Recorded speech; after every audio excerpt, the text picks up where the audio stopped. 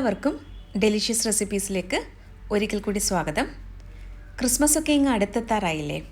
അപ്പോൾ നമുക്ക് അപ്പത്തിൻ്റെ കൂടെയൊക്കെ കഴിക്കാൻ പറ്റിയ നല്ലൊരു എഗ് മോളി തയ്യാറാക്കിയാലോ?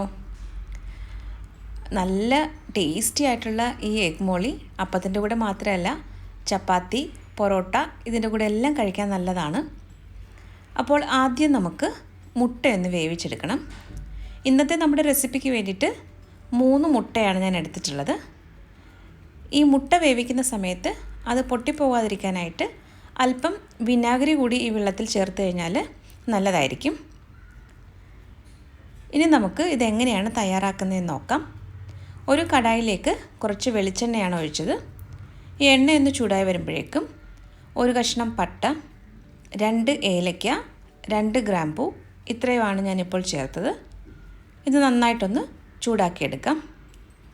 അതിനുശേഷം നമുക്ക് സവാള ചേർത്ത് കൊടുക്കാം. 2 മീഡിയം വലുപ്പത്തിലുള്ള സവാളയാണ് ഇപ്പോൾ ചേർത്തത്. ഇതുപോലെ കനം കുറച്ച് സ്ലൈസ് ചെയ്തെടുക്കണം. ഇനി ഇതൊന്ന് വഴറ്റിയെടുക്കണം. ഒരുപാടങ്ങ് വഴറ്റി ബ്രൗൺ ഷെയ്ഡൊന്നും ആക്കേണ്ട ആവശ്യമില്ല. ഇനി ഇതിലേക്ക് നമുക്ക് പച്ചമുളക് ചേർക്കാം. 4 പച്ചമുളക് കീറിയതാണ് ഇപ്പോൾ ചേർത്തത്. അതുപോലെ ഒരു ചെറിയ കഷ്ണം ഇഞ്ചിയും 3 വെളുത്തുള്ളിയും കുറച്ച് കറിവേപ്പിലയുമാണ് ഇപ്പോൾ ചേർത്തത്. ഇനി ഇതെല്ലാം കൂടി നമുക്കൊന്ന് വഴറ്റിയെടുക്കാം. ഇത് പെട്ടെന്നൊന്ന് വഴന്ന് കിട്ടാൻ വേണ്ടിയിട്ട് കുറച്ച് ഉപ്പ് കൂടി ചേർത്തിട്ടുണ്ട്. ഇനി ഇതിലേക്ക് നമുക്ക് അടുത്തതായിട്ട് ചേർക്കാനുള്ളത് പൊടികളൊക്കെയാണ്. 1/4 ടീസ്പൂൺ മഞ്ഞൾപ്പൊടിയും 1 ടീസ്പൂൺ മല്ലിപ്പൊടിയുമാണ് ഇപ്പോൾ ചേർത്തത്. 3/4 ടീസ്പൂണോളം കുരുമുളക് പൊടി ചേർത്തിട്ടുണ്ട്. ഇനി ഇത് ചെറിയ തീയിൽ വെച്ചിട്ട് നന്നായിട്ടൊന്ന് മൂപ്പിച്ചെടുക്കണം. എരിവിന് വേണ്ടിയിട്ട് ഈ പച്ചമുളകും കുരുമുളക് പൊടിയും മാത്രമാണ് ചേർക്കുന്നത്.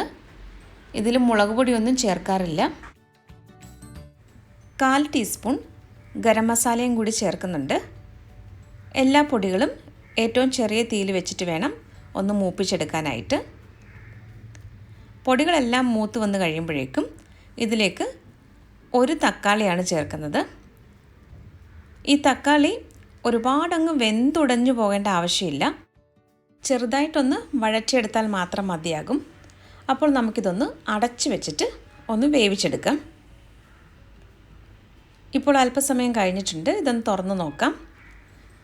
തക്കാളിയെല്ലാം പാകത്തിന് വെന്ത് വന്നിട്ടുണ്ട്. എന്നാൽ ഒരുപാടങ്ങ് വെന്തുടഞ്ഞ് പോയിട്ടുമില്ല.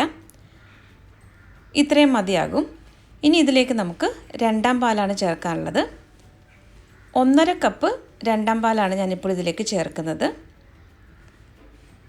ഈ 2ാം പാൽ ചേർത്ത് കഴിഞ്ഞ ശേഷം ഒന്ന് തിളപ്പിച്ചെടുക്കണം. അതിനുശേഷമാണ് ഇതിലേക്ക് വേവിച്ച് വെച്ചിരിക്കുന്ന മുട്ടയൊക്കെ ചേർക്കുന്നത്. അപ്പോൾ ഇത് നന്നായിട്ട് ഒന്ന് ഇളക്കി കൊടുക്കാം. ഇപ്പോൾ ഇത് നന്നായിട്ട് തിളച്ച് വരുന്നുണ്ട്. ഇതാദ്യം ഒന്ന് നന്നായിട്ട് മിക്സ് ചെയ്തെടുക്കാം. അതിനുശേഷം നമുക്കിതിലേക്ക് വേവിച്ച് വെച്ചിരിക്കുന്ന മുട്ട ചേർത്ത് കൊടുക്കാം. ഓരോ മുട്ടയും 2ആയിട്ട് മുറിച്ചിട്ടാണ് ഞാൻ ഇതിലേക്ക് ചേർക്കുന്നത്. ഞാൻ ഇതിനു മുമ്പ് ഫിഷ് മോളിയുടെ റെസിപ്പി പോസ്റ്റ് ചെയ്തിട്ടുണ്ടായിരുന്നു. അപ്പോൾ അത് കണ്ടിട്ടില്ലാത്തവർക്ക് ആ വീഡിയോ ഒന്ന് കണ്ടു നോക്കാം. ഞാൻ ഡിസ്ക്രിപ്ഷൻ ബോക്സിൽ ഇതിൻ്റെ ലിങ്ക് കൊടുക്കുന്നതായിരിക്കും. ഈ മുട്ടയുടെ മുകളിലേക്ക് കുറച്ച് ചാറ് ഇതുപോലെ ഒന്ന് ആക്കി വയ്ക്കാം. അതിനുശേഷം നമുക്ക് 1-2 മിനിറ്റ് ഇതൊന്ന് കുക്ക് ചെയ്തെടുക്കാം. ഇതിൽ അല്പം ഉപ്പ് കുറവുണ്ട്. അപ്പോൾ ഞാനൊരല്പം കൂടി ഉപ്പ് ചേർത്തിട്ട് ഇതൊന്ന് ഇളക്കി കൊടുക്കാം. മുട്ട പൊടിഞ്ഞു പോകാതെ വേണം ഒന്ന് ഇളക്കി കൊടുക്കാനായിട്ട്. ഇനി ഇതിലേക്ക് അവസാനമായിട്ട് നമുക്ക് 1/2 കപ്പ് 1ാം പാൽ കൂടി ചേർക്കാനുണ്ട്. ഈ 1ാം പാൽ ചേർത്ത് കഴിഞ്ഞാൽ കൂടുതൽ സമയം ഇത് തിളപ്പിക്കുകയൊന്നും ചെയ്യരുത്. ഏറ്റവും ചെറിയ തീയിൽ വെച്ചിട്ടാണ് ഈ 1ാം പാൽ ഇപ്പോൾ ചേർത്തിട്ടുള്ളത്.